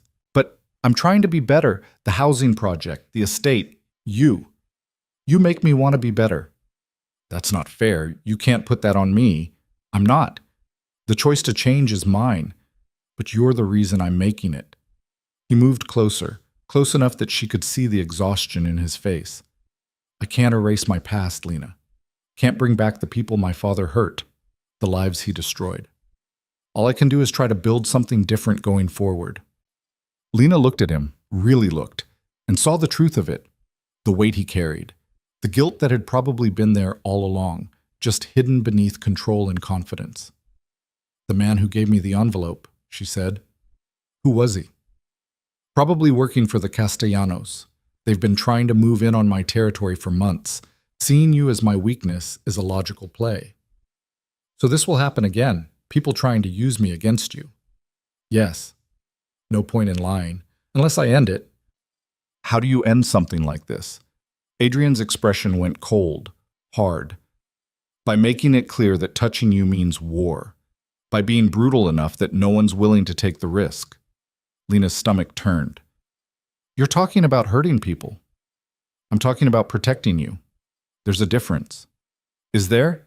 Because from where I'm standing, it looks like the same violence that killed those men in the warehouse. That destroyed Gerald Morrison." "You're right." The admission seemed to cost him. "It is the same. That's what I am, Lena. That's what my world requires. I can build housing projects and restore estates and try to do some good, but at the end of the day, I'm still the man who'll break bones to protect what's his. And I'm his now." "Yes." No apology. "You chose this, chose me, knowing what I was." "I didn't know everything." "You knew enough." His voice gentled. "You're not stupid, Lena. You knew I was dangerous. You knew people got hurt. You just didn't want the details." He was right. She had known, had chosen not to ask too many questions, to accept the sanitized version because it was easier. But easy wasn't the same as honest. "I can't be with someone who hurts people," she said quietly. "Then you can't be with me." Adrian's face was carefully blank. Because I won't lie to you, won't pretend I'm something I'm not. The violence is part of the package. There has to be another way. There isn't. Not in my world. Lena turned away, staring out at the overgrown gardens. Then maybe I can't be in your world. The silence that followed was crushing. Is that what you want? Adrian's voice was rough. To walk away? I don't know what I want. Lena wrapped her arms around herself. I want you. I want this. The estate, the library, the future we talked about. But I don't want blood on my hands. Don't want to be the reason people get hurt. You wouldn't be the reason. They'd be? That's semantics. It's truth. Adrian moved to stand beside her, not touching but close. The Castellanos are coming for me, whether you exist or not. They see opportunity in my distraction, weakness in my attachment to you. But that's on them, not you. So what do? I handle them, permanently. And you decide if you can live with what that means. Lena closed her eyes. How would you handle them? Do you really want to know? Yes. No more sanitized versions. If I'm going to make a real choice, I need real information. Adrian was quiet for a long moment. When he spoke, his voice was devoid of emotion. I'd go to their leadership. Make it clear that you're off limits. That any move against you, any threat, any attempt to use you, will be met with total war. I'd take out their revenue streams, turn their allies against them. Make the cost of touching you so high that even thinking about it becomes stupid. Would anyone die? Probably not. I'm trying to move away from that. But people would lose businesses, money, power. I'd destroy what they've built the same way my father destroyed Gerald Morrison. Becoming what you hate. Using the tools I have. I can't change the world I operate in, Lena. I can only decide how I use my power within it. She turned to face him. And what about after? After you handle the Castellanos, there'll be someone else. Another threat. Another reason to break bones and destroy lives. Yes. So it never ends. Not until I'm out. And I can't get out until I've secured enough legitimate business to walk away clean. His hand found her face, thumb brushing her cheek. That's years away. Maybe decades. Can you wait that long? Can you stand beside me while I do what needs to be done? It was the central question, the one everything else hinged on. Lena thought about her quiet life before Adrian, safe, lonely, small. Then she thought about the past month, the fear and the excitement, the way he looked at her like she mattered, the dreams he'd given her, the library, the restoration, a future that was bigger than survival. I need conditions, she said finally. Something like hope flickered in Adrian's eyes. Name them. No unnecessary violence. If you can solve something without hurting people, you do. I don't care if it's harder or takes longer. Done. And you include me in decisions, not the details. I don't need to know how you're handling things, but the why. I need to understand your reasoning. Agreed. What else? The legitimate businesses, the housing project, the estate, whatever else you're building that's clean, those become priority. Not someday. Now, you start transitioning away from the gray areas. Adrian's jaw tightened. That's not simple, Lena. I have obligations, people depending on me. Then figure it out, because I can't build a future with you if there isn't going to be a clean future to build. She met his eyes. I'm asking you to choose. The Empire or me. That's not fair. Life isn't fair. You taught me that. She stepped closer. You told me you wanted to be better because of me. Prove it. Show me that I matter more than power. The silence stretched between them, taut as wire. Lena held her breath, waiting. Finally, Adrian spoke. 5 years? What? Give me 5 years. I'll transition everything legitimate, shut down the gray areas, cut ties with anyone who can't operate clean. His voice was intense. But I need time to do it right. To make sure the people who depend on me land safely. To build enough legitimate revenue that we're not vulnerable. 5 years is a long time. It's also realistic. I can't just walk away overnight without leaving chaos behind. People would get hurt. My people. Families who depend on DeLuca money for their livelihoods. His hand cupped her face. But I'll do it. I'll build us a clean future, if you'll wait for me. Lena searched his face, looking for lies, for the performance. But all she saw was raw honesty. A man who'd probably never made a promise like this to anyone. Okay, she whispered. 5 years. Adrian kissed her then, desperate and relieved. When they broke apart, both were breathing hard. I need to handle the Castellanos, he said, today, before they make another move. Will you tell me what you're going to do? I'm going to sit down with their boss, explain the situation, make it clear that you're protected. He paused. And I'm going to offer them something they want more than territory. What? A legitimate business partnership. They've been trying to go legit for years, but they don't have the connections. I do. I'll help them transition if they leave you alone and stop pushing into my operations. That's not what I expected. I told you. I'm trying to be better. His smile was slight. Doesn't mean I won't break legs if they refuse, but I'll try your way first. When do you meet with them? 2 hours? Thomas is setting it up now. Adrian pulled her close. I want you to stay here. Marcus will be outside. You'll be safe. I want to come with you. Absolutely not. Adrian? This is non-negotiable, Lena. You don't go near this. His voice was firm. You asked me to include you in decisions. This is my decision. You stay safe while I handle it. She wanted to argue, but the fear in his eyes, carefully hidden but there, stopped her. Fine, but you call me as soon as it's done. I will. He kissed her forehead. I love you. The words hit like a physical blow. Lena stared at him, shocked. You, what? I love you. He said it simply, like it was obvious. I know it's fast. I know it's probably too much, but it's true. I love you, Lena Voss. You're the only good thing in my life, and I'll do whatever it takes to keep you. Tears burned her eyes. You can't just say that right before you go into a dangerous meeting. Why not? Because what if something happens? What if nothing's going to happen? But if it did, I'd want you to know. He brushed away her tears. Do you love me? She should say no, should protect herself, should hold something back. Yes, she whispered instead. I love you too, even though you're impossible and controlling and you make terrible life choices. His laugh was soft. We make terrible life choices together. It's more fun that way. He left her in their room with a final kiss, and Lena watched from the window as his car disappeared down the long driveway. Marcus remained leaning against his own vehicle, watching the road. The next 3 hours were the longest of Lena's life. She tried to read, to plan library layouts, to think about anything other than what might be happening, but her mind kept conjuring worst-case scenarios. Adrian shot, arrested, hurt. Her phone rang at 4 p.m. It's done, Adrian said. They agreed. No blood, no violence, just business. Relief nearly dropped her to her knees. Really? Really? Turns out they were tired of the fight, ready to go legitimate.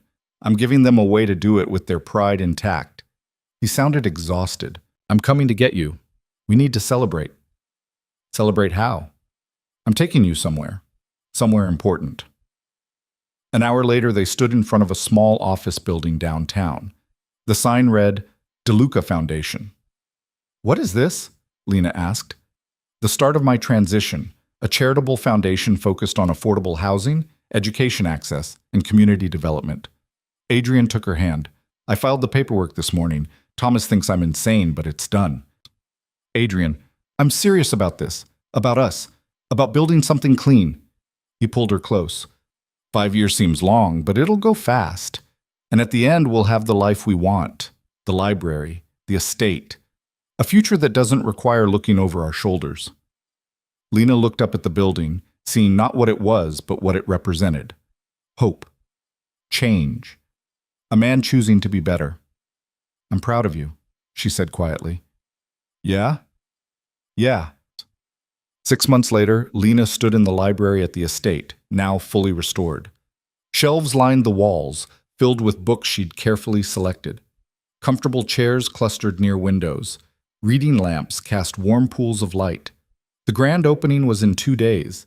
The local paper was sending a reporter. Community members had already started signing up for library cards. Adrian found her there, wrapping his arms around her from behind. "You did it," he murmured against her hair. "We did it." She leaned back against him. "How's the foundation?" "Funded the first affordable housing project. Broke ground last week." His hand slid to her stomach, resting there. "Thomas is still convinced I've lost my mind, but the numbers work. We're actually making a difference." Lena covered his hand with hers, her heart racing. "Adrian, I need to tell you something." "What?" "I'm pregnant." She felt him go still behind her. Then slowly he turned her to face him. His expression was unreadable. "You're sure?" he asked. "I took 3 tests. All positive." She bit her lip. "I know it's not ideal timing. We're still transitioning everything, and the library just opened, and—" Adrian kissed her, cutting off her spiral. When he pulled back, his eyes were bright. "It's perfect timing," he said. "We're building a future. Why not build a family too?" "You're not scared?" "Terrified, but in a good way." His hand returned to her stomach, reverent. "We're really doing this? The whole thing? Library, foundation, baby?" "Apparently," Lena laughed, the sound slightly hysterical. "I don't know how to be a mother, Adrian. I barely know how to take care of myself." "You'll learn. We both will." He pulled her close. Together.